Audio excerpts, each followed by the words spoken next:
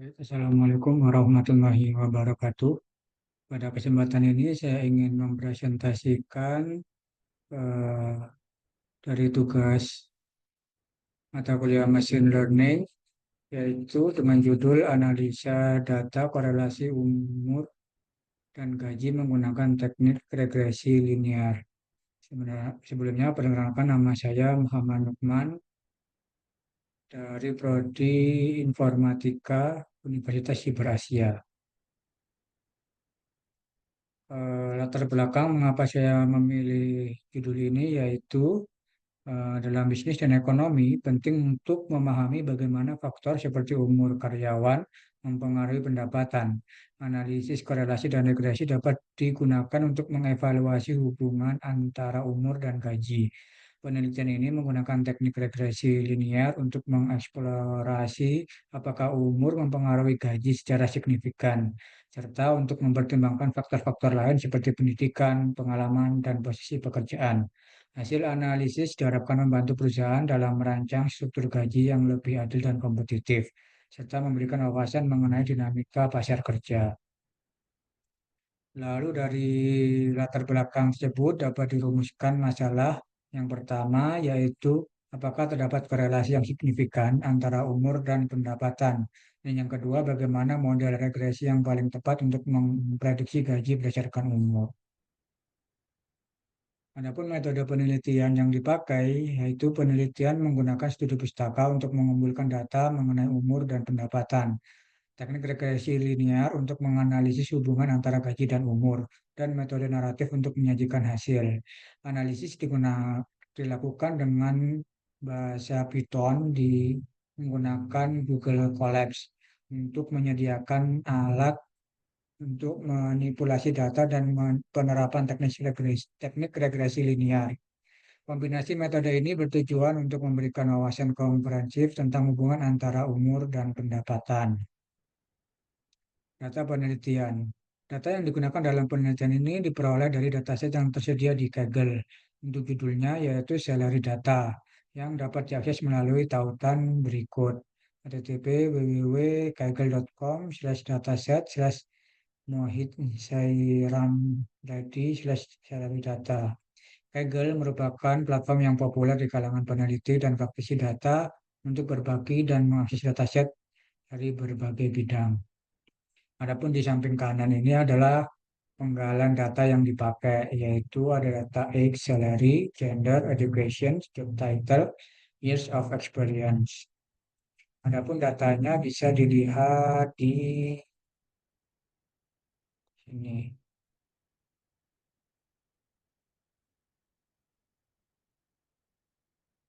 Dapat di-download di alamat yang sudah disebutkan tadi. Lalu dalam penerapan metode regresi linear menggunakan Google Colabs, yaitu seperti ini.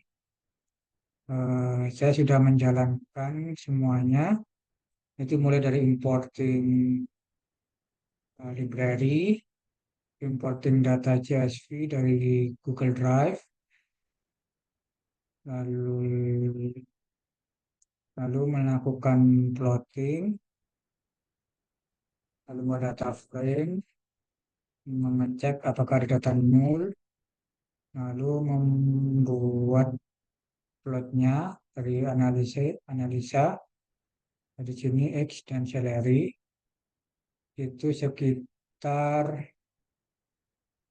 0,73. Lalu dihitung bagaimana hasilnya. Adapun penjelasan dari kode-kode tadi adalah sebagai berikut.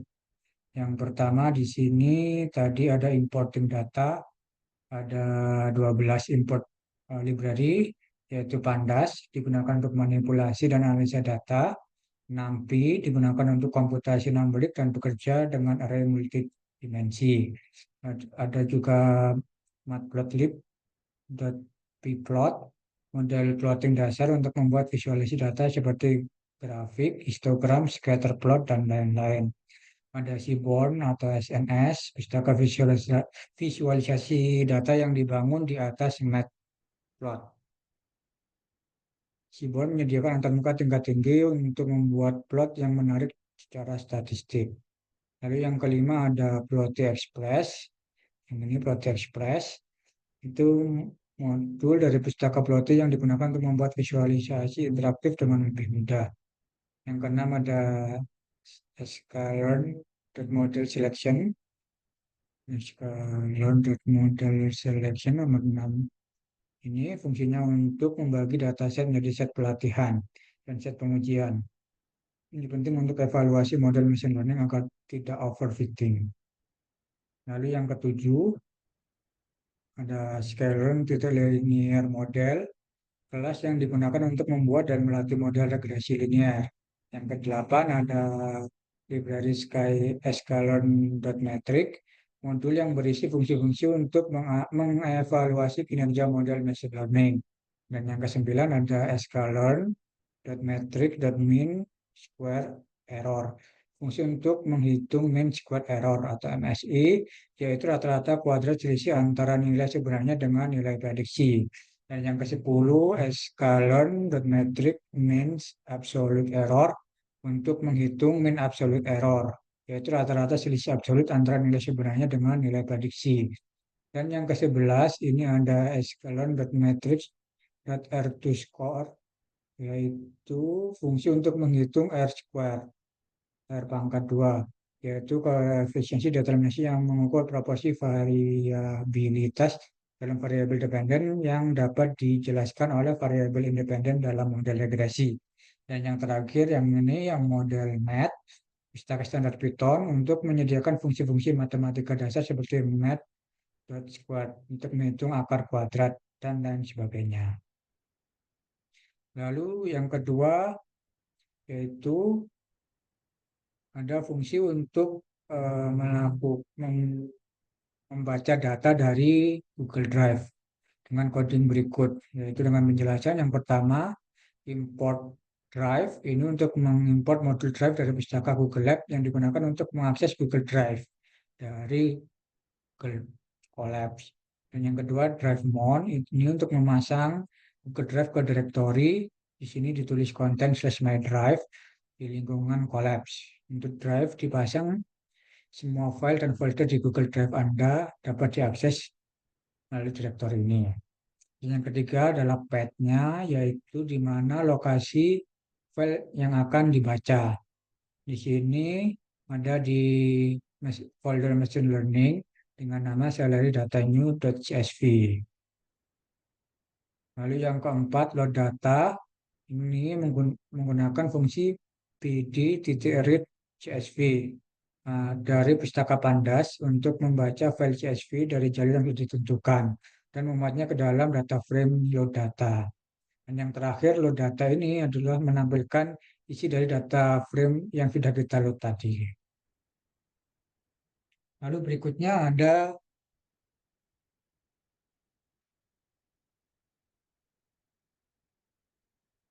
eh, ini, sorry, ini tadi kalau sudah berhasil dijalankan semua, maka akan tampil seperti ini.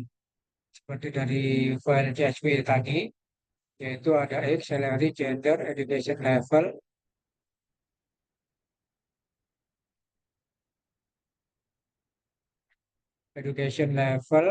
job title, dan years of experience. Di sini ada 6 kolom dengan total data 6.704. Lalu yang kedua membuat plot dengan coding di atas. Bentar. Di atas yaitu yang pertama ada komen add title X versus salary. Jadi ini untuk memberikan titel X versus salary. Yang kedua ada coding untuk mengimport title dari matplotlib. Dan yang ketiga menggunakan scatter plot, yaitu data ini akan menggambarkan dengan menggunakan scatter plot. Jenisnya ini scatter, X, sumbu X-nya itu X atau umur, dan sumbu Y-nya itu salary. Lalu ada S33 kedua menentukan ukuran titik-titik dalam scatter plot, ini ukurannya 32, dan 0, alpha sama dengan 0,8 ini menentukan transparansi titik-titik dengan nilai antara 0 hingga 1 transparan. Lalu yang keempat itu mengatur tampilan sumbu plot, yaitu di mana PLT.GCA ini mendapatkan objek akses saat ini yang merupakan area plot di mana data ditampilkan. Lalu ada spins, top right mengakses bingkai plot dari bagian atas kanan. Atas kanan. Lalu set visible, false menyembunyikan bingkai plot bagian atas dan kanan untuk menampilkan yang lebih bersih dalam fokus pada data utama. Ini dari coding ini bisa mengambil eh, scatter plot dari gambar di sini seperti ini. Lalu berikutnya ada pembuatan data frame, yaitu memuat data ke data frame. Data tadi diubah menjadi data frame seperti di gambar ini. Berikutnya yaitu df titik is null sum, yaitu untuk mengetahui data-data yang bernilai nol. Di sini x ada 2 sama salary ada 5. Berikutnya untuk melihat apakah data yang kita pakai itu cukup baik, yaitu membuat cuplot. Yang pertama yaitu membuat figur dan aksis untuk plot dengan ukuran 8 kali 8, 8 kali 8 inci. Jadi ukuran ini 8 kali 8 inci, menampilkan judul, yaitu analisis X by salary. Di sini nanti akan tampil analisis X by salary. Yang ketiga, memilih kolom numbering. Yang keempat, menghapus kolom gender dari data frame hmm,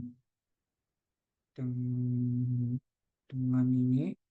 Memilih hanya kolom dengan tipe numbering dari data frame yang telah dihapus. Jadi ada gender ini datanya bukan numbering, jadi dengan kode ini kita menghapus atau tidak memakai kolom gender.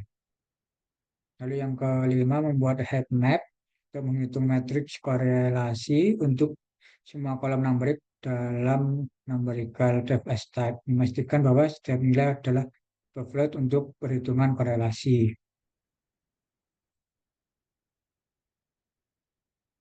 Line width 0,25 menentukan lebar garis pemisah antar sel dalam heat map. Lalu Vmax 1 mengukur nilai maksimum pada skala warna.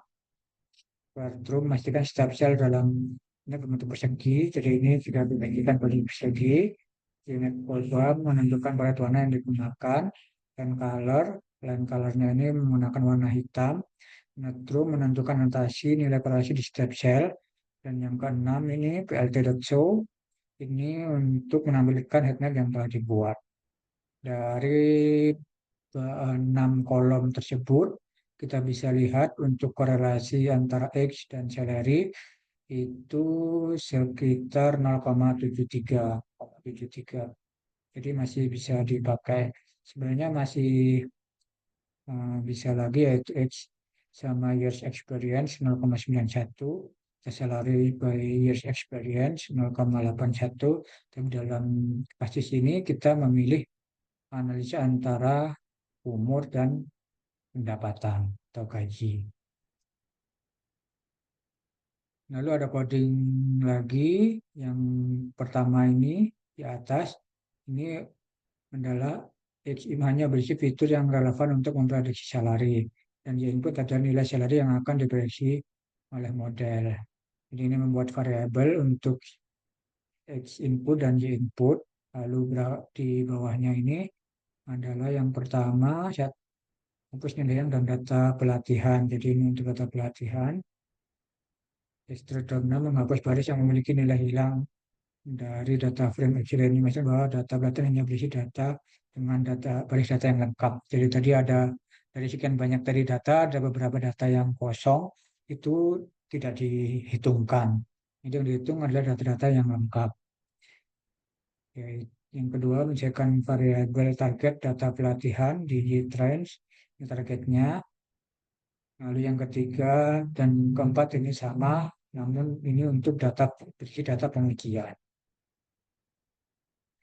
Lalu berikutnya ini adalah untuk melihat nilainya, yaitu dengan cara yang pertama membuat dan melatih model regresi linear, ini linear, lalu prediksi dengan data pengujian. Yang ketiga, melakukan evaluasi model. Yang keempat, menghitung MAPE. Hmm, bentar. Ini menghitung MAPE. Ini setelah melakukan evaluasi model, menghitung MAPE, lalu menghitung MAE, MSE, dan RMSE. Ini MAE, MSE, dan RMSE. Lalu dari coding ini dihasilkan data seperti di gambar ini, yaitu R2 skornya 1.0, MAPE-nya 2.278 sekian, MAE-nya 1.744 sekian, MSI-nya 5.65, dan RMSI-nya 2.377 sekian. Adapun kesimpulan dari hasil pengujian tadi, yaitu yang pertama hasil R2 skornya 0,1, berarti model yang digunakan ini sangat baik, mampu menjelaskan 100% variabilitas dalam target. Ini menunjukkan bahwa model yang digunakan sangat akurat dalam memprediksi nilai target berdasarkan data pelatihan dan pengujian.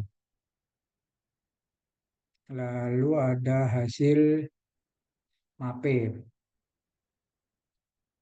di mana hasilnya 2,278 sekian-sekian atau sangat mendekati nol, menunjukkan bahwa kesalahan prediksi rata-rata model sangat kecil, hampir tidak terlihat, yang menunjukkan akurasinya sangat tinggi.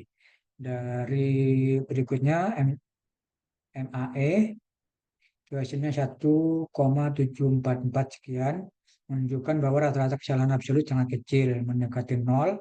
Ini berarti bahwa kesalahan rata-rata antara nilai yang diprediksi dan nilai sebenarnya sangat kecil. Berikutnya MSE hasilnya 5,651 sekian, menunjukkan bahwa nilai MSE juga sangat kecil, hampir mendekati nol. Ini berarti bahwa kuadran kesalahan prediksi rata-rata sangat kecil yang menunjukkan kinerja model yang sangat baik. Dan yang terakhir RMSE hasilnya 2,3773 sekian, ini kan juga sangat kecil, hampir mendekati nol. Ini berarti bahwa kesalahan prediksi rata-rata dalam satuan sama hasil sangat kecil. Dari data tadi bisa disimpulkan bahwa model regresi tersebut memiliki kinerja yang sangat baik dengan semua metrik evaluasi menunjukkan nilai yang sangat baik, yang kecil atau mendekati nol. Ini menunjukkan bahwa model tadi yang kita uji tersebut sangat akurat dan memprediksi nilai target dan hampir tidak memiliki kesalahan. Jadi dapat kita simpulkan bahwa eh, umur dan pendapatan memiliki korelasi yang cukup baik.